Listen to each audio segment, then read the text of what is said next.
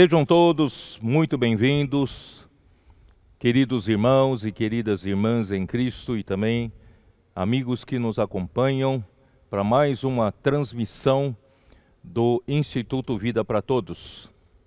Estamos dentro de um contexto da Conferência Internacional a ser realizada em fevereiro de 2022. Já estamos antecipando as mensagens e hoje nós daremos a mensagem 3.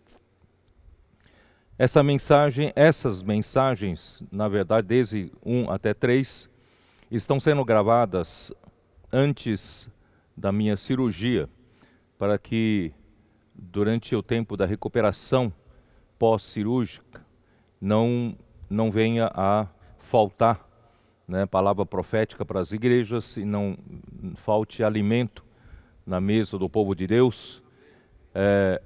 Essa mensagem está sendo gravada no dia 21 de janeiro e será transmitida, irá ao ar no dia 6 de fevereiro. E o título da mensagem 3 é a edificação da igreja. A leitura bíblica, Mateus 16, versículos de 13 até 23. Como hoje está sendo transmitida essa mensagem num domingo, sempre lembramos que aos domingos nós fazemos as nossas ofertas para o Senhor, para a obra do Senhor. Também hoje não é diferente, não se esqueçam de fazer as suas ofertas. Nós temos falado que o Senhor, a partir de Mateus 16, nos traz uma grande revelação, e essa grande revelação vem mudar, inclusive, o rumo do livro de Mateus, que tem nos apresentado desde Cristo, que veio da descendência de Davi, filho de Davi, e ele veio para salvar o seu povo dos pecados dele, ele veio para trazer Deus conosco, e então ele veio para trazer o reino celestial aqui na terra, porque desde a rebelião de Satanás e desde a queda do homem, a criação aqui na terra se desconectou de Deus, saiu do governo de Deus. Portanto, hoje na terra, os seres humanos vivem uma vida caótica, debaixo da corrupção, debaixo do engano e com muitos sofrimentos, muitas aflições e muito esgotamento, desgaste e cansaço. Mas graças a Deus, Deus não nos abandonou, Ele enviou seu próprio Filho para ser o Rei do reino dos céus, para trazer o reino novamente aqui na terra. João Batista, ele já pregava como precursor de Jesus: arrependei-vos porque está próximo o reino dos céus. E quando Jesus chegou também, ele passou a pregar: arrependei-vos porque está próximo o reino dos céus. E uma vez chegado o reino dos céus, a vida humana daqueles que entrarem para o reino, aqueles que são pobres em espírito, eles então terão a sua vida reorganizada, terão a sua vida posta em ordem e novamente terá vida e terá felicidade na sua vida. E então, desde então, o Senhor passou a curar, passou a expulsar demônios, passou a tirar da situação de corrupção as pessoas que estão com o coração contrito e quebrantado, e ele passou a curar, e ele passou a apacentar como ovelhas, vindo como pastor. E não só isso, ele mandou também os seus 12 apóstolos para fazer a mesma obra, porque a seara é grande e os trabalhadores são poucos. E em seguida, nós vimos ele resgatando as pessoas, mesmo debaixo da grande oposição da religião, e o Senhor finalmente chegou, no final do capítulo 15, nós vimos, ele chegou até Tiro e Sidom, resgatando também os gentios, não só os judeus. E no capítulo 16 mostra que o Senhor abre o seu coração para os seus discípulos em um lugar especial em Cesareia de Filipe, e para mostrar que ele tem uma preocupação muito maior do que resgatar indivíduos. Ele precisa colocar esses indivíduos como materiais de construção da sua igreja, que ele irá edificar e está edificando, e essa igreja edificada, as portas do inferno não terão como prevalecer contra ela, porque essa igreja edificada será também uma casa, né, para habitação de Deus no Espírito, para o seu descanso. Portanto, a partir do capítulo 16 vem uma grande virada, e nós temos que prestar muita atenção, pois esse semestre que começa agora, né, vai nos levar, chamar nossa atenção, nosso foco para essa necessidade da edificação da igreja. Então hoje eu vou dar continuação, hoje eu vou falar um pouco do versículo 13. Na semana passada eu não pude entrar, versículo por versículo. O versículo 13 diz assim, de Mateus 16, claro: indo Jesus para os lados de Cesareia de Filipe, perguntou a seus discípulos: quem diz o povo ser o Filho do Homem? Tá? Então, vamos ver primeiramente por que em Cesareia de Filipe. Porque Jesus não revelou essa grande revelação que está no seu coração, que é o seu mistério, né, aos discípulos em Jerusalém, né? Mas ele fez questão de levar os seus discípulos para um lugar distante para trazer essa grande revelação, desvendar o mistério que estava em seu coração. Eu vou ler uma nota da versão Restauração para vocês entenderem o que a versão Restauração interpreta. Cesareia de Filipe. Cesareia de Filipe está situada na região norte da Terra Santa, perto da fronteira ao sopé do Monte Hermon, no qual o Senhor foi transfigurado. Isso está em Mateus 17, podemos até ler, está aqui bem próximo no texto, na Bíblia aberta aqui por nós, versículos 1 e 2. 6 dias depois tomou Jesus consigo a Pedro e aos irmãos Tiago e João e os levou em particular a um alto monte, e foi transfigurado diante deles. O seu rosto resplandecia como o sol, e as suas vestes tornaram-se brancas como a luz. Esse capítulo 17 é muito interessante, mas nós vamos deixar para falar quando chegarmos nele. Mas o importante é mostrar que Jesus foi transfigurado neste monte, tá? Esse monte, no Monte Hermon, né? No qual o Senhor foi transfigurado, ficava distante da cidade santa e do templo santo, onde a atmosfera da antiga religião judaica penetrava cada pensamento humano, não deixando espaço algum para Cristo, o novo Rei. O Senhor levou seus discípulos propositadamente a esse lugar de atmosfera límpida, para que os seus pensamentos fossem libertados dos efeitos do ambiente religioso da cidade santa e do templo santo, e para que ele lhes revelasse algo novo a respeito de si mesmo e a respeito da igreja, que são a vitalidade de seu reino celestial. Isto é, sem Cristo e sem a igreja, ou sem a revelação acerca de Cristo e sem a revelação acerca da igreja, o reino dos céus perde a sua vitalidade, né? O seu conteúdo, a sua essência, né, toda está em Cristo e a igreja. Foi em Cesareia de Filipe que veio a Pedro a visão de o Senhor ser o Cristo, o Filho do Deus vivo, versículos 16 e 17. Também foi lá que a igreja foi revelada pela primeira vez como o meio de trazer o reino dos céus. Então o reino dos céus estava próximo, conforme a pregação de João Batista, e também o próprio Senhor Jesus assim pregava, porque o reino dos céus viria quando a igreja passasse a existir, tá? Então a igreja é o reino dos céus, ou melhor, a igreja é a realidade do reino dos céus. Eu vou ler uma outra nota, a nota, né, contida na versão King James atualizada. Diz assim: a cidade de Cesaré de Filipe ficava ao norte do mar da Galileia, perto das encostas do Monte Hermon. Seu nome antigo era Panéias, em homenagem ao deus grego Pan.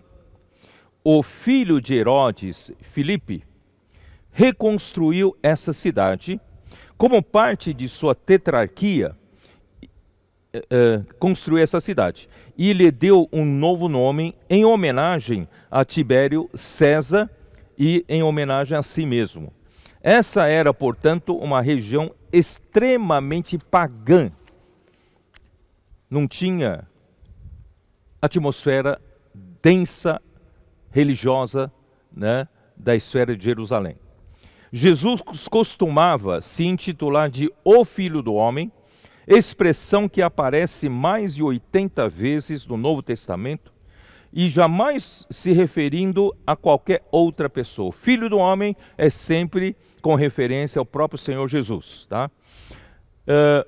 No Antigo Testamento, em Daniel 7, 13 a 14, podemos dar uma lida, né? Daniel 7,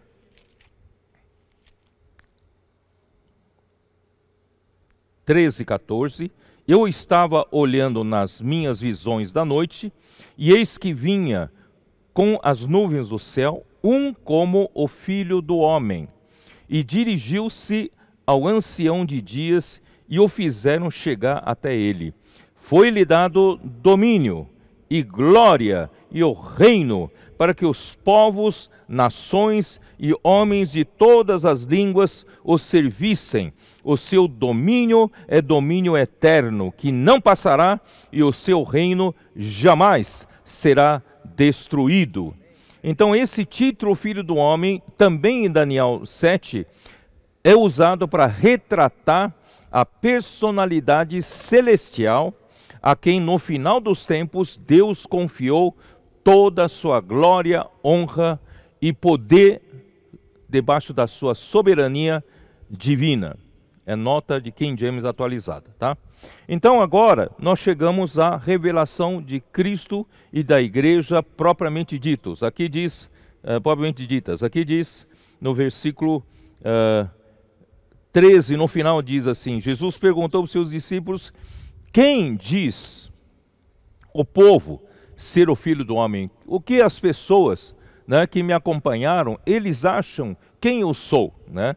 Então eles responderam, os discípulos responderam: uns dizem João Batista, outros Elias e outros Jeremias ou algum dos profetas. Quer dizer, na concepção do povo, sem a revelação de Deus, ele não passava de um profeta de Deus, tá? Então,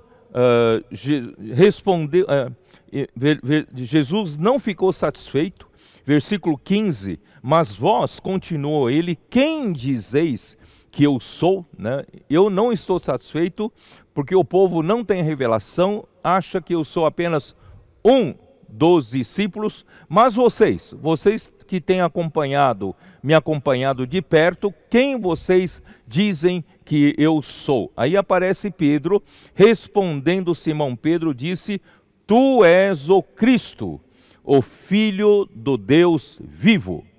Irmãos, essa revelação só podia vir do Pai, tá?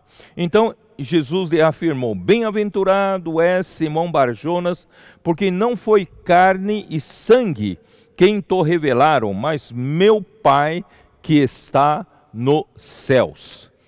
Por que essa revelação é tão importante? Porque Cristo, por que reconhecer Jesus como Cristo? Jesus é simplesmente Cristo, porque ele é o ungido de Deus. Ele é aquele que recebeu a comissão de fazer a vontade de Deus, isto é, estabelecer o reino de Deus na terra. Os irmãos entenderam? Para isso precisa de revelação. se você achasse que Jesus é mais um dos profetas, já vieram tantos profetas, mas agora chegou o Messias, chegou o Cristo, chegou aquele que foi ungido no dia do seu batismo, não é isso? O Espírito Santo desceu sobre ele como uma pomba, e Deus Pai disse do céu aberto: esse é o meu Filho amado em quem me comprazo. Ele foi ungido pelo Espírito. Ele foi ungido e comissionado por Deus para realizar um trabalho. Esse trabalho é fazer a vontade do Pai. E qual é a vontade do Pai? Né? Na oração que nós vimos em Mateus 6, mostra que a vontade de Deus é feita onde está o reino de Deus. Onde há governo celestial, a vontade de Deus é feita. Então Jesus veio com a incumbência de estabelecer o governo celestial, o reino de Deus aqui na terra. Por isso ele é o Cristo.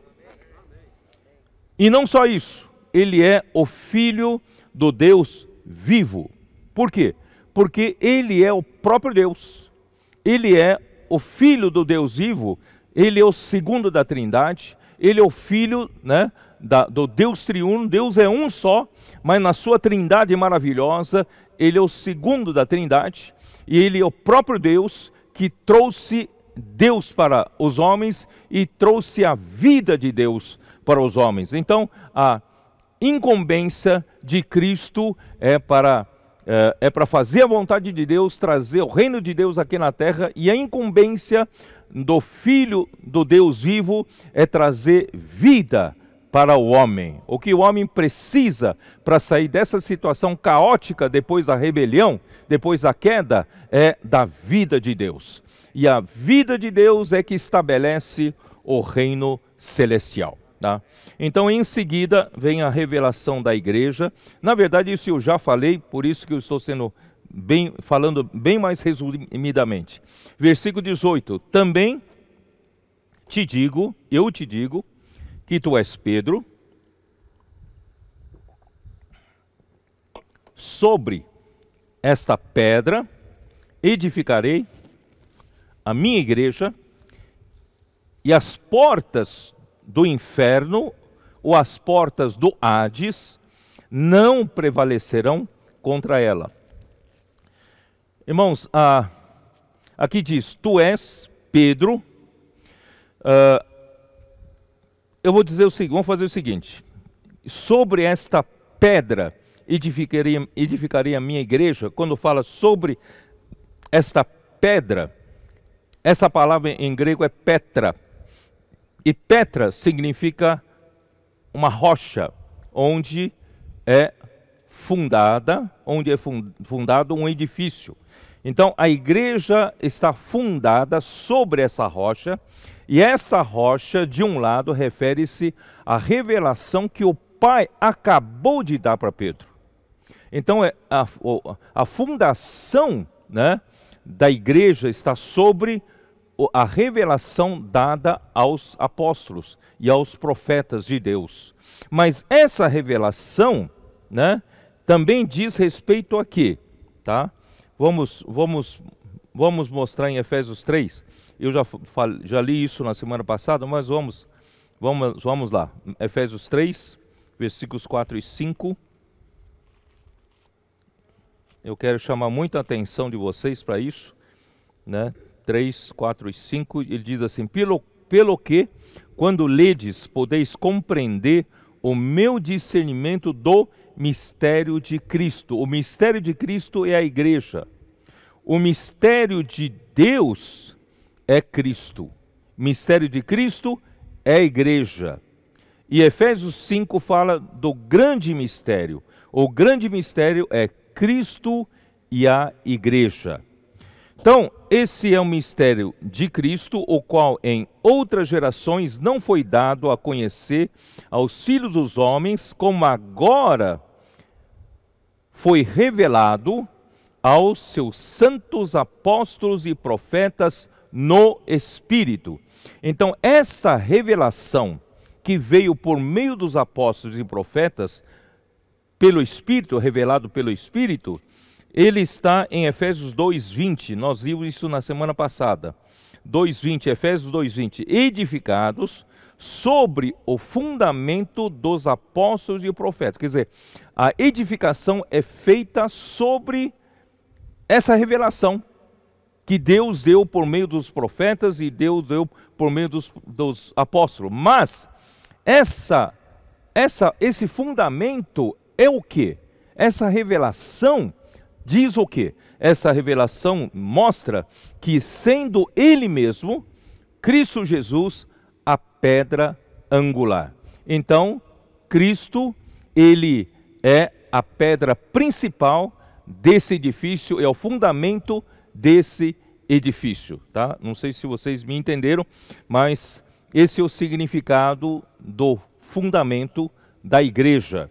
E Pedro, tu és Pedro, esse nome em grego é Petros, é uma pedra para edificação, né? Assim como nós somos pedras. Por isso que em 1 Pedro 2, versículo 4, vamos ver. 1 Pedro 2, versículo 4, diz assim: chegando-vos para ele a pedra que vive, ou a pedra viva. Claro que essa pedra aqui em grego é litos, rejeitada sim pelos homens, mas para com Deus é uma pedra eleita e preciosa. Também vós mesmos, como pedras vivas, essas pedras, essa palavra pedras também é litos, que vivem, sois edificados. Vocês perceberam? Nós fomos chamados por Deus na rua para sermos o quê? Materiais, pedras para edificação da casa de Deus. Sois edificados, casa espiritual, para serdes sacerdócio santo, a fim de oferecerdes sacrifícios espirituais agradáveis a Deus por intermédio de Jesus Cristo. Por isso está na Escritura: eis que ponho em Sião uma pedra angular. Presta bem atenção, essa é a pedra angular, eleita e preciosa, e quem nela crê não será de modo algum envergonhado. Para vós outros, portanto, os que credes, é a preciosidade, mas para os descrentes, a pedra que os construtores rejeitaram, essa veio a ser a principal pedra angular. E pedra de tropeço e rocha de ofensa, que são estes os que tropeçam na palavra, sendo desobedientes, para o que também foram postos. Vós, porém, sois raça eleita, sacerdócio real, nação santa, povo de propriedade exclusiva de Deus, a fim de proclamardes as virtudes daquele que vos chamou das trevas para a sua maravilhosa luz. Vós sim que antes não erais povo, mas agora sois povo de Deus, que não tinhais alcançado misericórdia, mas agora alcançastes misericórdia.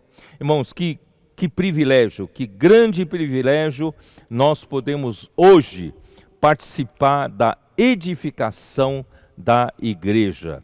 E é muito interessante, já chamei a atenção várias vezes, Mateus 16, versículo 18, ali fala, né? Ele diz assim, Jesus diz assim: também te digo, tu és Pedro, e sobre esta pedra, ele diz, eu edificarei a minha igreja. Então, a tarefa de edificar a igreja é do Senhor.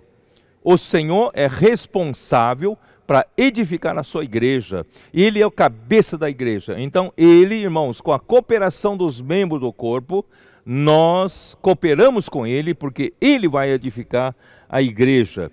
Ele começou a edificar a igreja a partir do dia do Pentecostes. Lá em Atos 2, vamos dar uma olhada. Lá em Atos 2, a partir do versículo 1, começou a produção, geração da igreja. A igreja foi gerada naquele dia. Atos 2. Ao cumprir-se o dia de Pentecostes, estavam todos reunidos no mesmo lugar. De repente veio do céu um som como de um vento impetuoso, e encheu toda a casa onde estavam assentados. E apareceram, distribuídas entre eles, línguas como de fogo, e pousou uma sobre cada um deles. Todos ficaram cheios do Espírito Santo e passaram a falar em outras línguas, segundo o Espírito lhes concedia que falassem. Né? Então, versículos 41 e 42, vamos dar uma olhada. Então, os que lhe aceitaram a palavra foram batizados, havendo um acréscimo naquele dia de quase 3.000 pessoas. E 42, e perseveravam na doutrina dos apóstolos, no ensinamento dos apóstolos e na comunhão, no partir do pão e nas orações. Em cada alma havia temor, e muitos prodígios e sinais eram feitos por intermédio dos apóstolos. Todos os que creram estavam juntos e tinham tudo em comum. Né? Vou ler o versículo 46. Diariamente perseveravam unânimes no templo, partiam pão de casa em casa e tomavam as suas refeições com alegria e singeleza de coração, louvando a Deus e contando com a simpatia de todo o povo. Enquanto isso, acrescentava-lhes o Senhor dia a dia dos que iam sendo salvos. Irmãos, eu fiz questão de ler esse texto para vocês perceberem que mudou uma dispensação.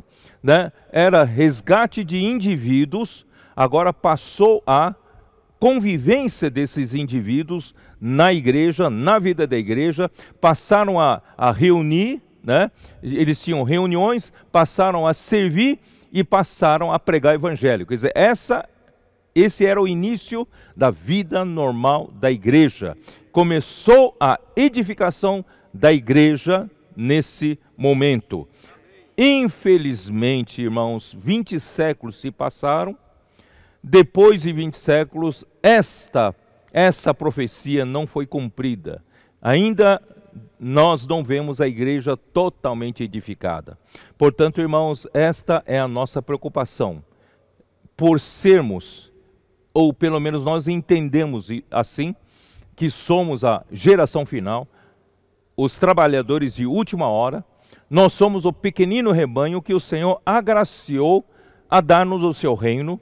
Ele passou a nos usar, embora sejamos pouco em número, pouco em poder, pouco em capacidade, e ele passou a nos considerar como a igreja em Filadélfia, de pouca força, mas nós guardamos a sua palavra e nós não negamos o seu nome, e ele então tem posto diante de nós uma porta aberta. E a partir de então, né, nós percebemos que a aurora está chegando, nós percebemos que o tempo de Apocalipse chegou, os 7 espíritos passaram a atuar e grandes coisas tem feito o Senhor no nosso meio, né, a partir de agora. Então nós cremos que a edificação da igreja está nas nossas costas. Nós não podemos falhar. Nós precisamos cooperar com o Senhor, porque a responsabilidade é dele e também nossa. E nós queremos cooperar com o Senhor para que essa edificação seja feita ainda na nossa geração.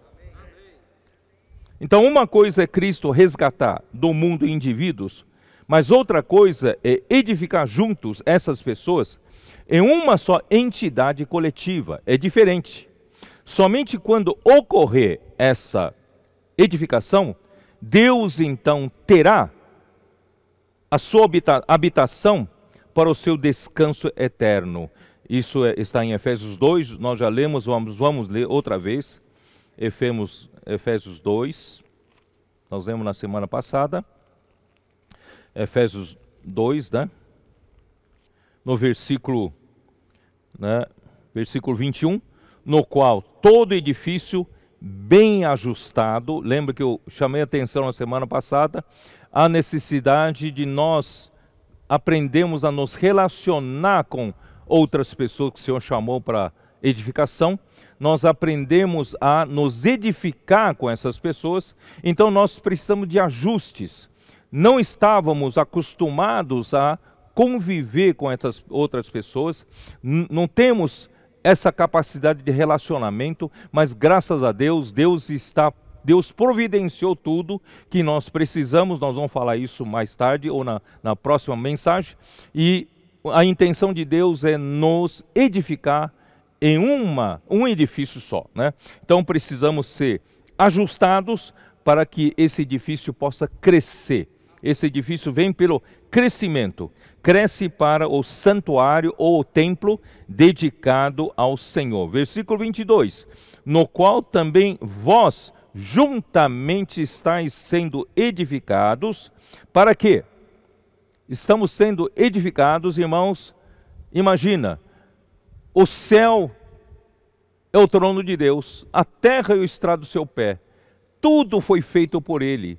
Que casa nós vamos fazer para Ele habitar? Não há uma casa, né, suficientemente grande ou digna para a habitação de Deus, mas Deus procura, a habitação de Deus é no Espírito, justamente na edificação que esses que Ele chamou, né, vai fazer essa casa espiritual, né, Ele vai, vamos edificar a igreja para a habitação de Deus no Espírito. Olha, quanta honra, quanto privilégio. Nós vamos dar descanso para Deus finalmente.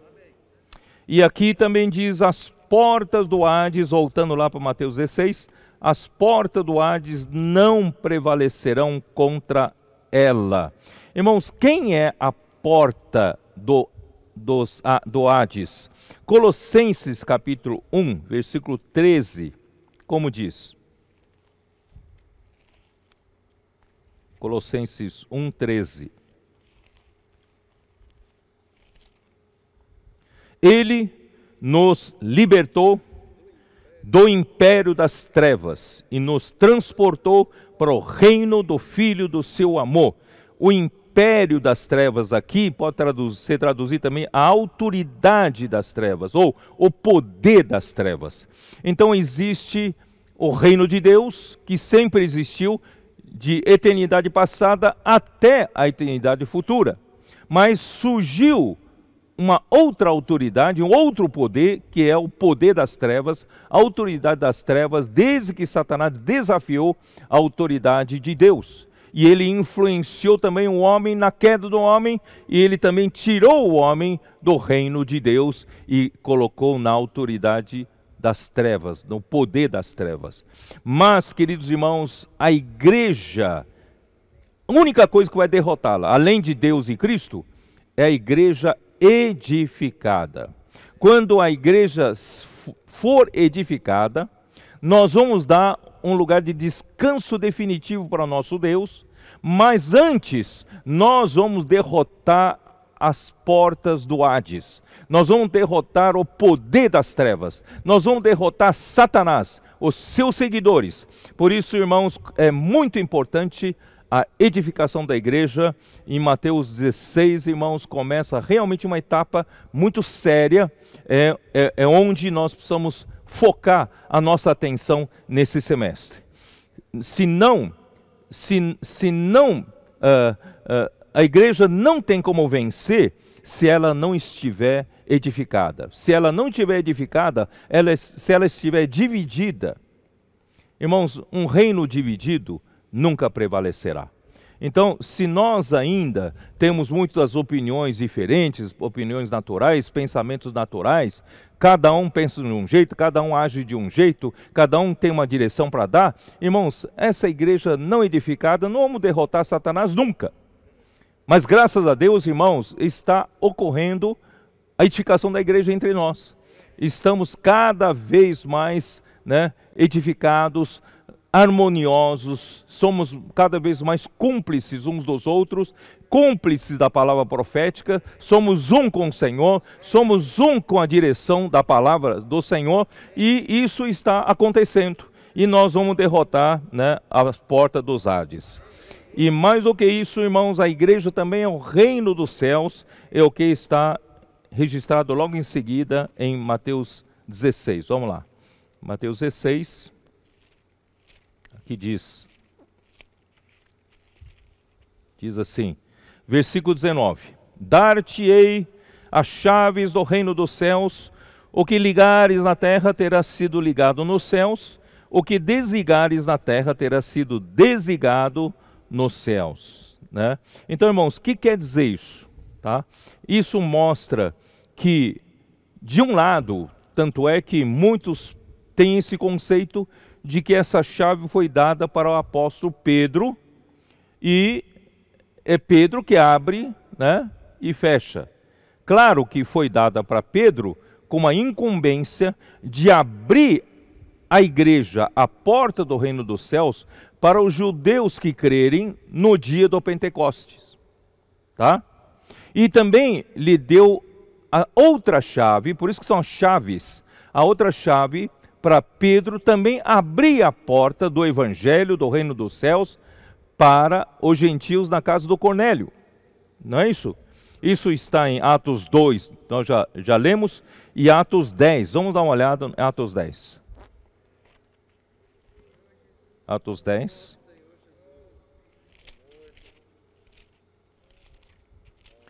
Atos capítulo 10, versículo 34. Então falou Pedro dizendo: reconheço por verdade que Deus não tem acepção de pessoas. Pelo contrário, em qualquer nação aquele que o teme e faz o que é justo lhe é aceitável. Esta é a palavra que Deus enviou aos filhos de Israel, anunciando-lhes o evangelho da paz por meio de Jesus Cristo. Este é o Senhor de todos. Vós conheceis a palavra que se divulgou por toda a Judeia, tendo começado desde a Galiléia, depois do batismo que João pregou, como Deus ungiu a Jesus de Nazaré com o Espírito Santo e com poder, e o qual andou, né,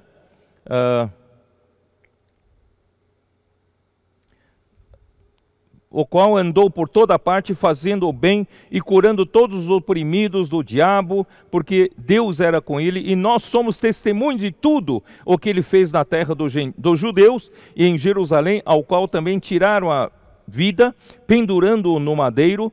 A este ressuscitou Deus no terceiro dia e concedeu que fosse manifesto, não a todo o povo, mas às testemunhas que foram anteriormente escolhidas por Deus, isto é, a nós que comemos e bebemos com ele depois que ressurgiu dentre os mortos, que mandou pregar ao povo e testificar que ele é quem foi constituído por Deus, juiz de vivos e mortos. Dele todos os profetas dão testemunho de que por meio de seu nome todo aquele que nele crê recebe remissão de pecados. Quer dizer, ele ainda estava dando testemunho de como os judeus que creram, né, entraram por essa porta do reino dos céus. Ainda Pedro falava estas coisas quando caiu o Espírito Santo sobre todos os que ouviam a palavra. E os fiéis que eram da circuncisão que vieram com Pedro admiraram-se, porque também sobre os gentios foi derramado o dom do Espírito Santo,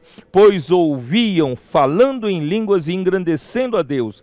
Então perguntou Pedro: porventura pode alguém recusar a água para que não sejam batizados estes, assim como nós que receberam o Espírito Santo?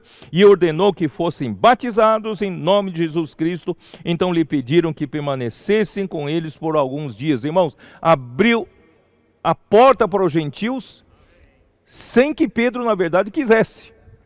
Pedro estava dando testemunho, né, do que aconteceu em Jerusalém, e de repente o Espírito Santo não aguentou. O Espírito Santo: eu vim aqui para batizar os gentios também. Abriu a porta, né, para que nós, irmãos, acho que a maioria de nós é formada por gentios, e nós também entramos por essa porta, pela segunda chave, né, para o reino dos céus.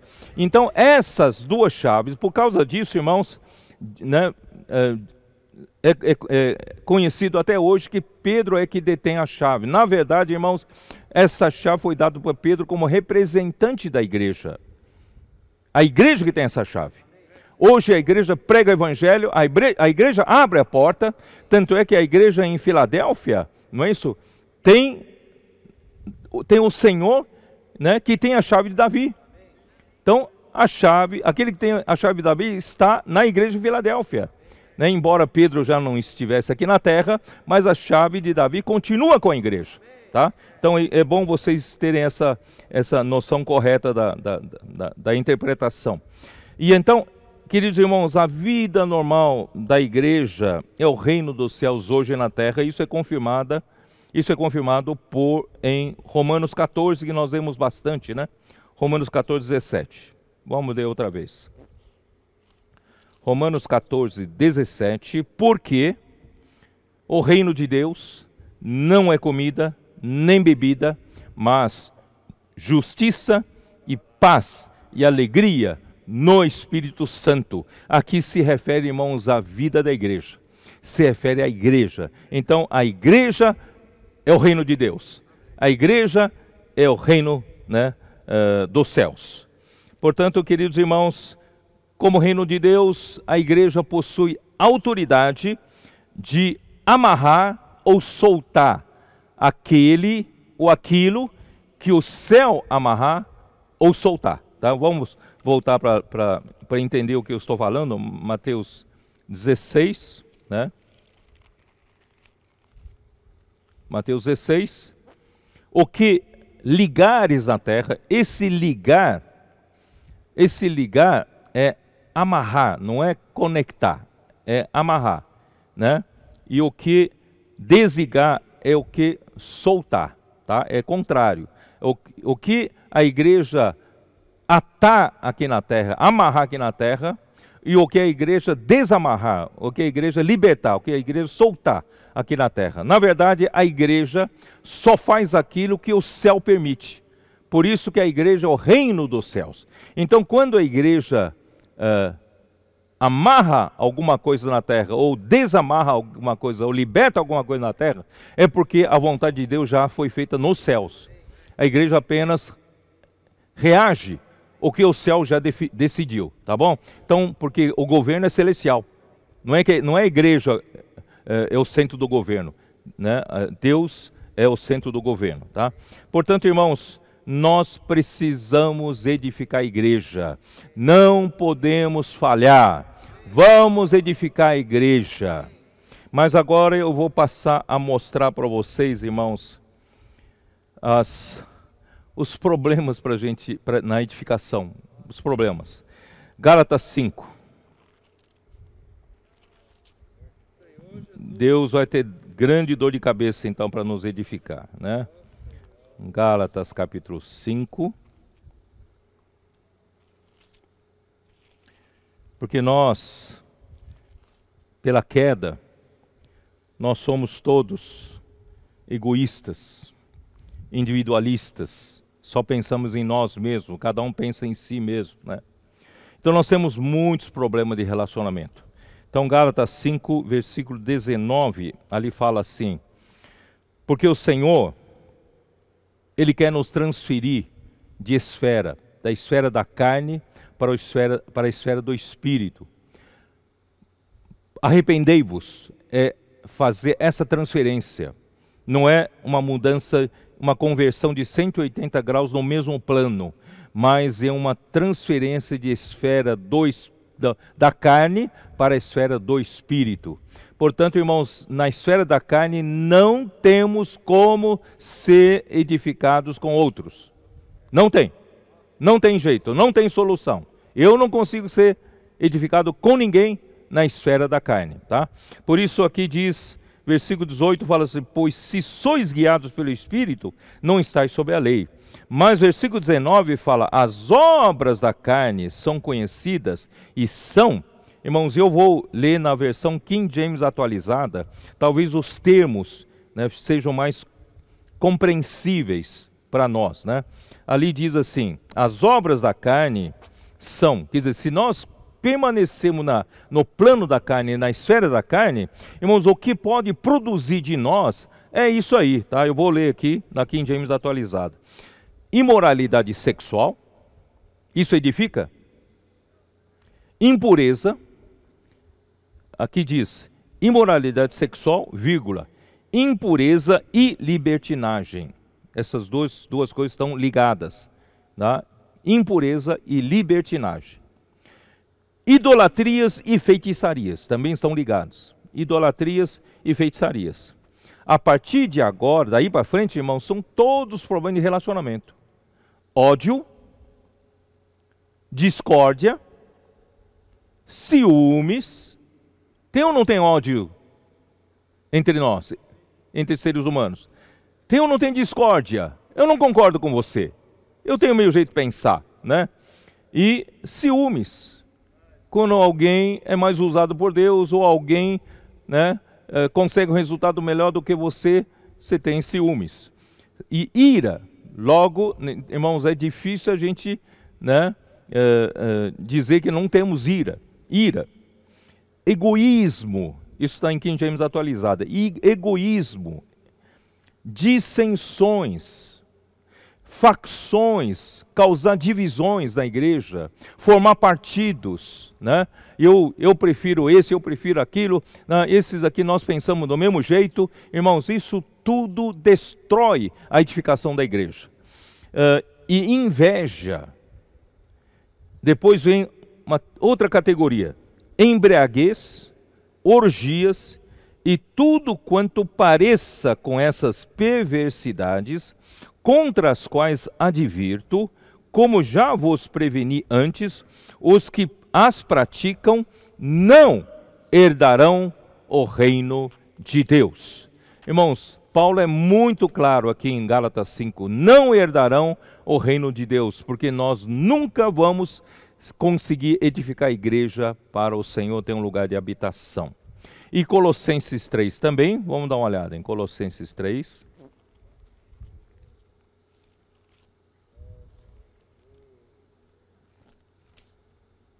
Colossenses 3, versículo 5. Fazei, pois, morrer a vossa natureza terrena. Irmãos, nós temos essa natureza terrena na esfera da terra. Irmãos, nós temos essa natureza, não adianta a gente querer melhorar. Tem gente que fala, não, eu vou melhorar, daqui para frente eu juro que não vou repetir esses mesmos erros. Irmãos, não adianta. Se você está na esfera terrena, você tem a natureza terrena e você vai acabar praticando essas coisas terrenas, tá? Que são o quê? Vou ler de novo na King James atualizada, que usa alguns termos mais compreensíveis. Imoralidade sexual, impureza, são as mesmas coisas lá, né, de Gálatas 6. Mas agora, livrai-vos de tudo isso, tá? Gálatas 5, né, perdão, Gálatas 5. Eu pulei um pouco aqui, tá? Mas agora, livrai-vos de tudo isto, raiva, ódio, maldade. Irmão, todos esses são problemas de edificação. Problema para a edificação. Maldade, difamação. Irmão, nós queremos, né, no nosso natural, queremos fazer mal para uma das pessoas que eu tenho ciúmes, tenho inveja, né? E difamação. A gente, né, no passado, houve muito problema de difamação. Falar mal, sabe, não ter, vamos dizer assim, nenhuma preocupação, né? Nenhum temor de difamar, e principalmente quem está à nossa frente. Irmão Dom, que sofreu muito entre nós isso, né? Difamação, que mais? Palavras indecentes do falar. Irmãos, infelizmente o nosso mundo hoje, né, usa palavrões, né, para cima e para baixo. E nós acabamos também nos acostumamos, certo? Seja vendo a mídia, assistindo filmes, seja convivendo com as pessoas. Irmão, nós também, e o nosso jovem, nossos adolescentes, crianças, acabam também tendo esse jeito indecente de falar. Irmãos, vamos evitar isso, né? Isso não edifica, tá? Onde estou? Peraí, eu acho que pulei aqui, peraí. Imoralidade sexual, impureza, paixão, vontades más e a ganância. ganância, e que também é idolatria. Tá? Aí eu pulei um trecho. Mas agora, livrai-vos de tudo isto: raiva, ódio, maldade, difamação, palavras indecentes do falar, e não mintais uns aos outros. Irmãos, a mentira, falar meias verdades e omitir verdades, né? Falar parcialmente, irmão, tudo isso não edifica. Nós só destruímos, né, a edificação da igreja. Porque não mintais uns aos outros, pois já despistes do velho homem com as suas atitudes. Isso está em King James atualizado. Então, essas são as atitudes do velho homem. Se você não desvestir, você não tirar essa roupa do velho homem, você vai viver assim e a igreja nunca vai ser edificada. Portanto, irmãos, vamos aprender a nos desvestir dessa roupa do velho homem, porque o velho homem tem essas atitudes, queira você ou não. Tá? E também em 2 Timóteo 3, Paulo adverte a Timóteo que nos tempos finais, que nós estamos já nos tempos finais, tá? Eu vou ler também na King James atualizada. Ele diz assim: nos últimos dias sobrevirão tempos terríveis. Os homens amarão a si mesmos.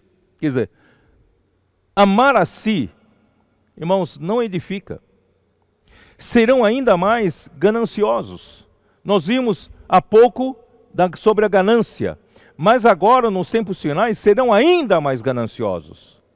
Serão arrogantes, serão presunçosos, serão blasfemos, desrespeitosos aos pais, ingratos. Irmãos, a ingratidão está já correndo à solta aqui, né? Na nossa geração. Ímpios, sem amor, sem afeição, não parece nem homem mais, né? Incapazes de perdoar, caluniadores, sem domínio próprio, cruéis, inimigos do bem, traidores, inconsequentes. A inconsequência, irmãos, está também correndo solta aqui, né? Todo mundo faz as coisas, não querem saber, eles não querem saber qual é o resultado, né, o prejuízo que dá para a sociedade e leva para os outros. Inconsequentes, orgulhosos, mais amigos dos prazeres do que amigos de Deus. Prefiro, né, eu ser feliz, eu prefiro eu ter prazer do que me preocupar com Deus, com as coisas de Deus. Com aparência de piedade. Além de tudo isso, irmãos, ainda tem a aparência de piedade. Todavia, negando o seu real poder. Tá? Irmãos, qual é a solução? Mateus 16, voltando para Mateus 16. Qual é a solução? Se nós não temos como edificar a igreja. No velho homem, na natureza terrena, nós temos tudo para destruir a edificação. Não temos como edificar, né? Versículo de 21 a 23. Desde esse tempo começou Jesus Cristo a mostrar a seus discípulos que lhe era necessário seguir para Jerusalém e sofrer muitas coisas dos anciãos, dos principais sacerdotes e dos escribas, e ser morto e ressuscitado no terceiro dia.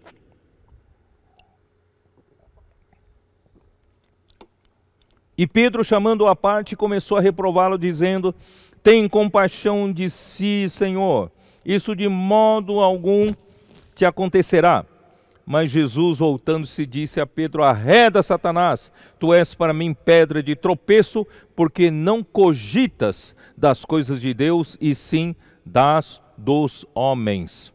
Irmãos, a única solução para esse problema do velho homem, para esse problema que nós herdamos na queda do homem, a natureza terrena, não temos nenhuma virtude capaz de ajudar ou favorecer a edificação da igreja. Então, irmãos, só nos resta uma única coisa, é a cruz. A cruz e a morte, né?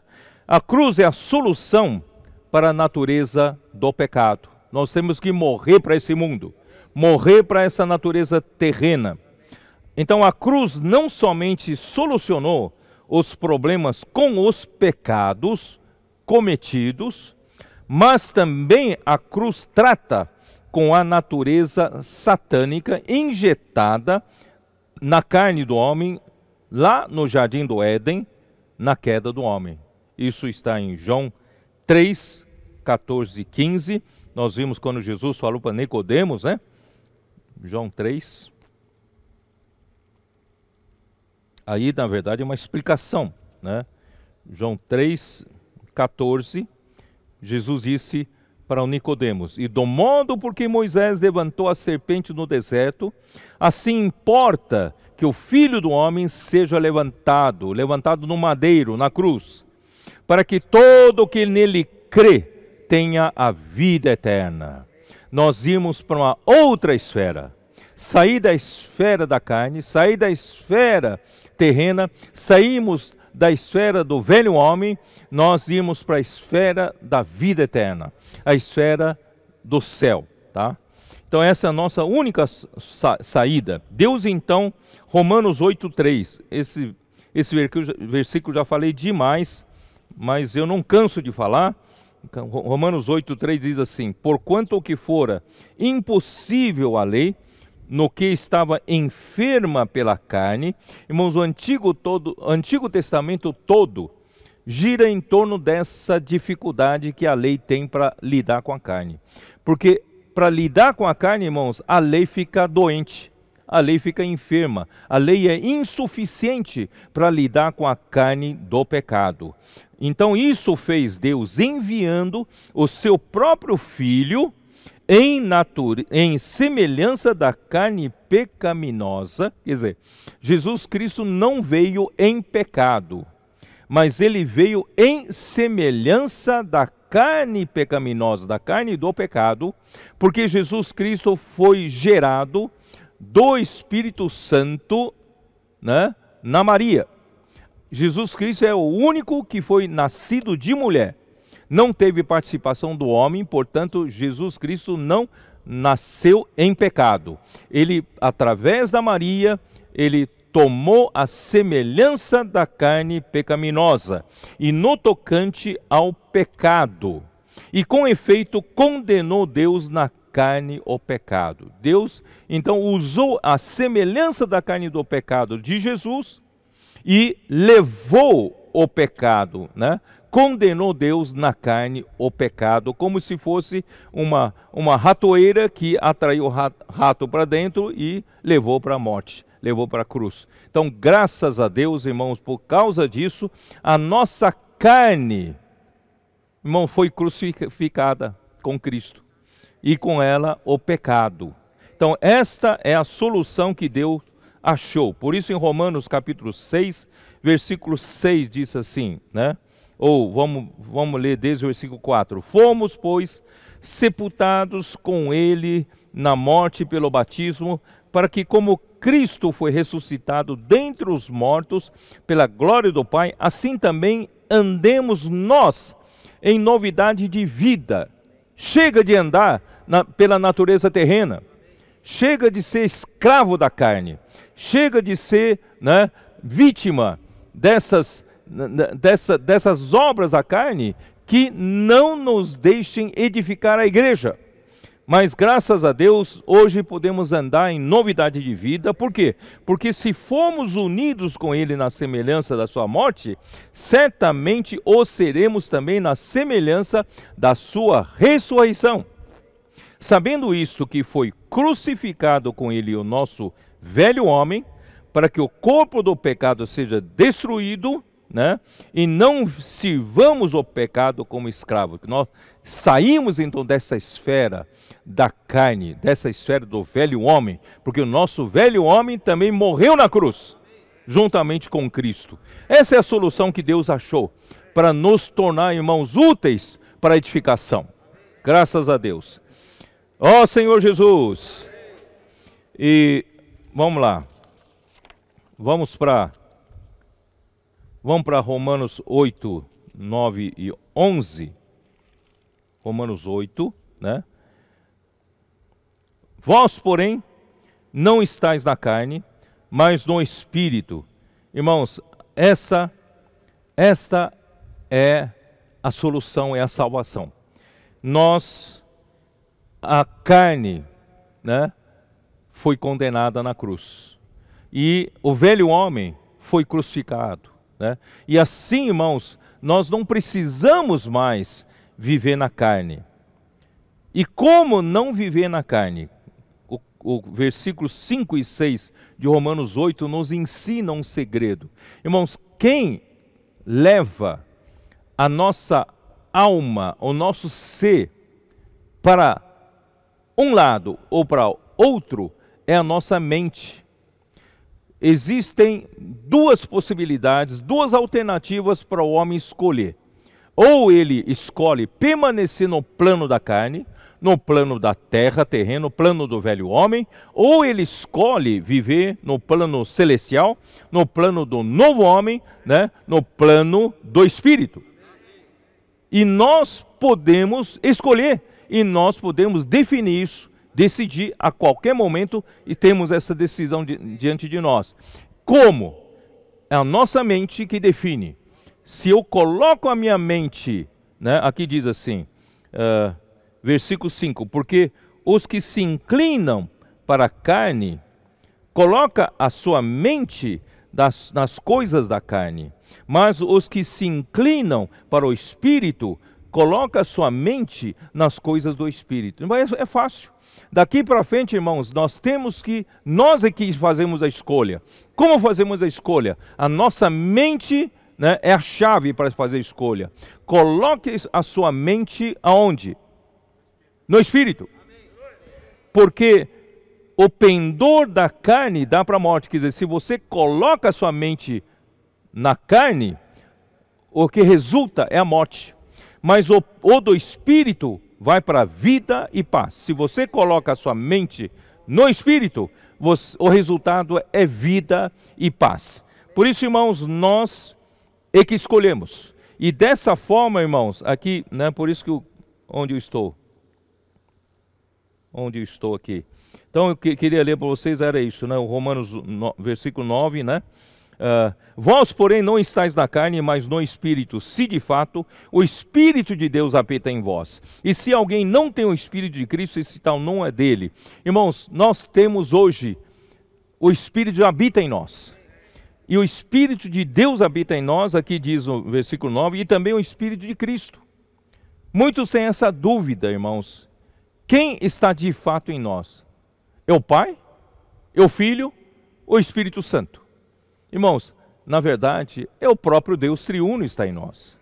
O Espírito de Deus está em nós. O Espírito de Cristo está em nós. E o Espírito daquele que Deus usou para ressuscitar Cristo também está em nós. Né? Versículo 11, se habita em vós o Espírito daquele que ressuscitou a Jesus dentre os mortos, esse mesmo que ressuscitou a Cristo Jesus dentre os mortos, também vivificará ou dará vida também a vosso corpo mortal, por meio do seu Espírito que já em vós habita. Irmãos, aleluia! Quem habita em nós? Deus, Cristo, o Espírito de Deus, o Espírito de Cristo e o Espírito Santo.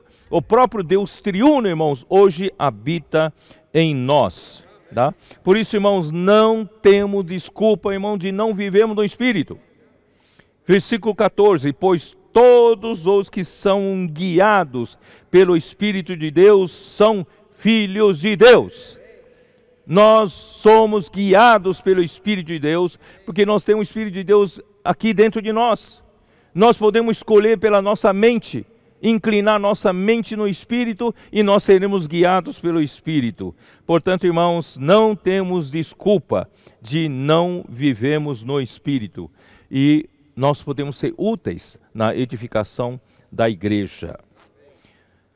Ó Senhor Jesus, Efésios 2 de novo, vamos lá para Efésios 2. Senhor Jesus.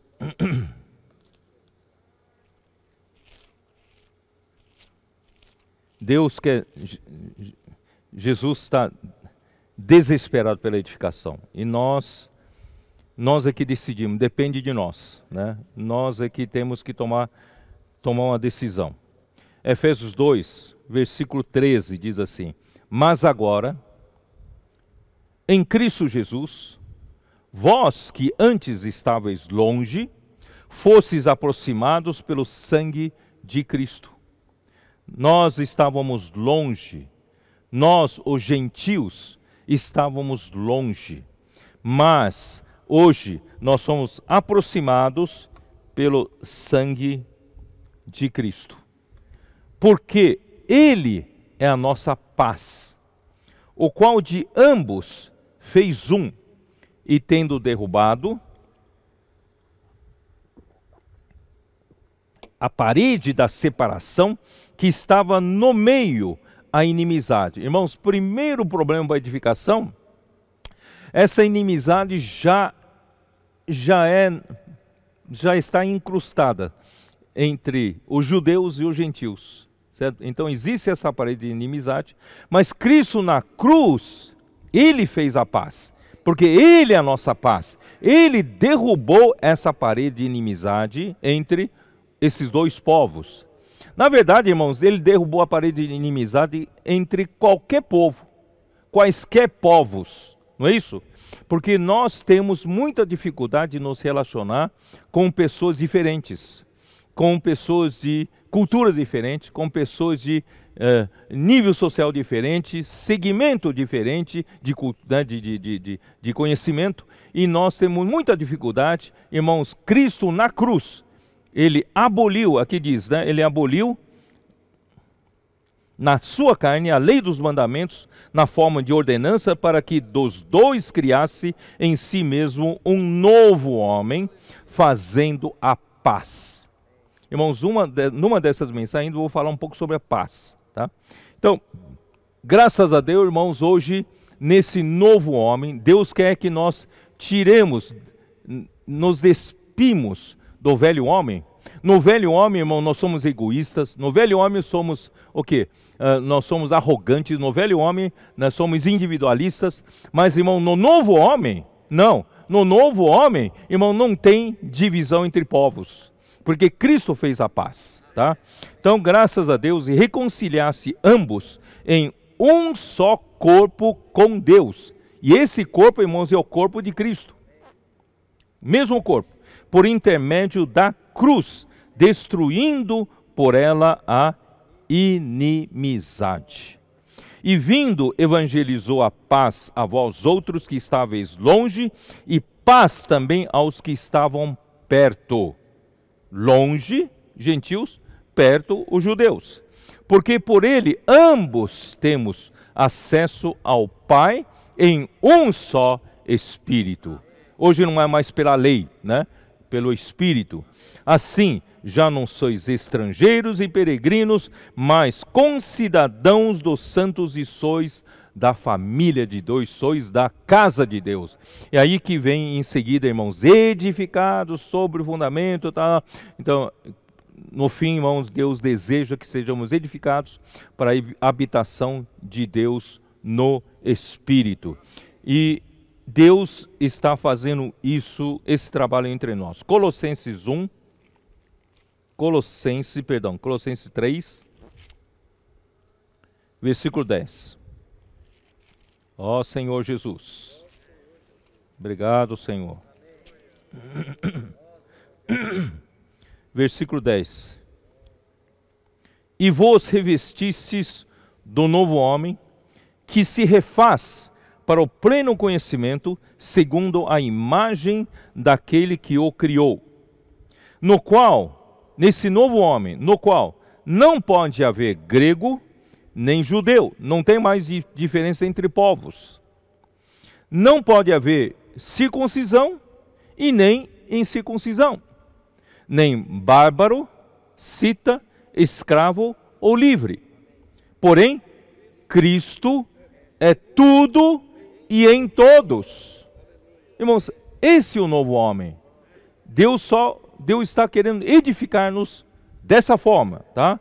Por isso, revesti-vos, pois, como eleitos de Deus, santos e amados, de ternos afetos de misericórdia. Quer dizer, agora precisamos aprender a viver no Espírito, e que no Espírito, irmão, nós temos todas essas qualidades para a edificação. Primeiro é a compaixão. Nosso Senhor Jesus Cristo, como Rei do Reino dos Céus, veio aqui na terra, irmãos, ele exerceu a sua compaixão, compadeceu-se das multidões, ele viu como que estavam aflitas, exaustas, como ovelhas que não têm pastor. Irmãos, nós precisamos também aprender com ele a ter essa qualidade celestial de exercer splanknon, a compaixão, quando olhamos para um irmão, irmãos, não olhamos com olhos críticos, mas com olhos de compaixão. Procurar entender um ao outro, a dificuldade de cada um, a exercer empatia. E também de bondade. Nosso coração, os nossos olhos, irmãos, tem que ter olhos, serem olhos de bondade, não olhos de maldade, querendo fazer mal para os outros, mas de bondade e de humildade, irmão, sempre humildade. Porque a humildade, irmão, vai nos manter na bênção de Deus até o final. Amém. E também de mansidão. Não vamos, vamos nos perder em gritarias, vamos nos perder em perder a calma. Não, vamos aprender a viver em mansidão, aqui de longanimidade, é paciência, constante ao longo do tempo. Suportai-vos uns aos outros. Aqui, suportar aqui vamos apoiar um ao outro, vamos dar suporte um ao outro. Em lugar de tirar tapete dos outros, vamos suportar, vamos dar apoio, vamos cuidar, vamos ajudar uns aos outros, certo?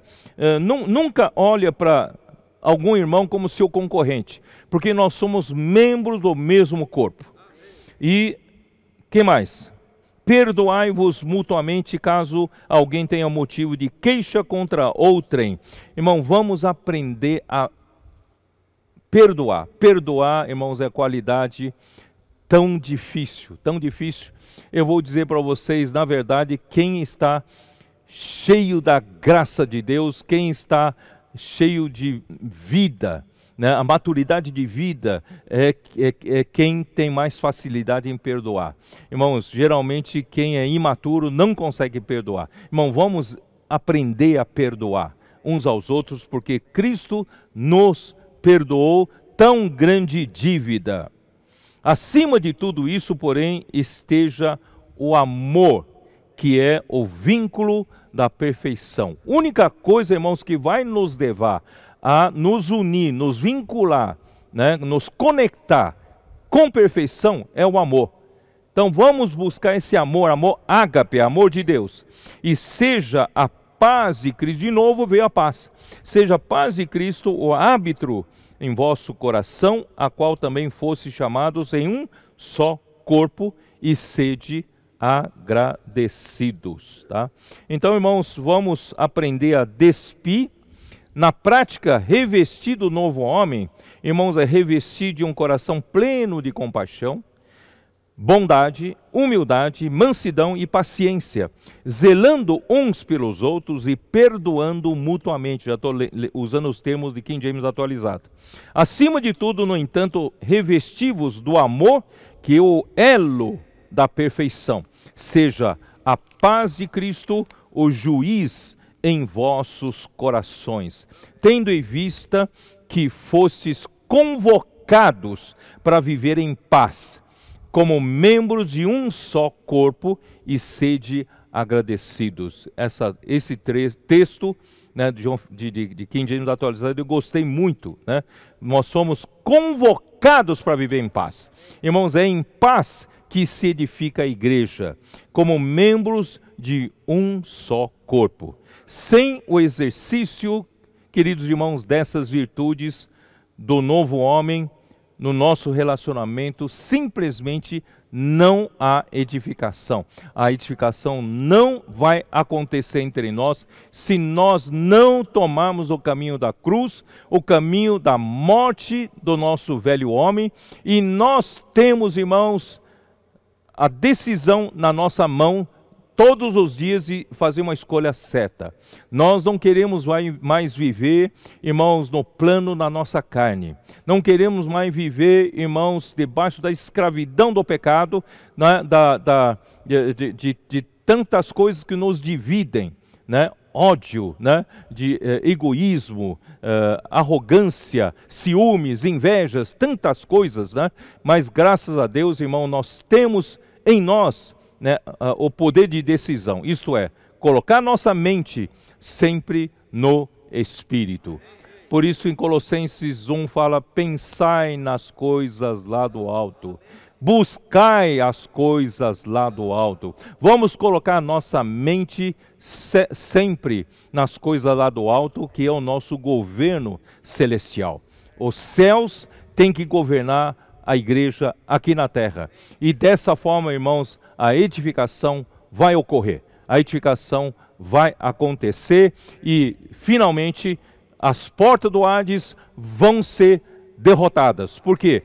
A igreja edificada, irmãos, não tem quem vença ela. Não, as portas, o poder das trevas não vence, né, contra a igreja edificada. E mais do que isso, a igreja edificada dará um lugar de descanso para Deus. Deus terá uma casa para dizer que é a casa dele. Pode dizer, essa é a minha casa, onde eu tenho descanso, onde eu me sinto em casa. Irmãos, é disso que Cristo quer fazer para Deus, a habitação de Deus no Espírito.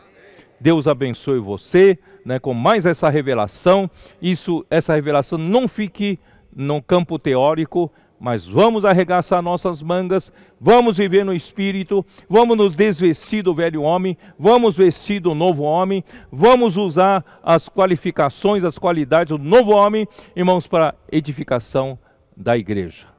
Amém. Aleluia.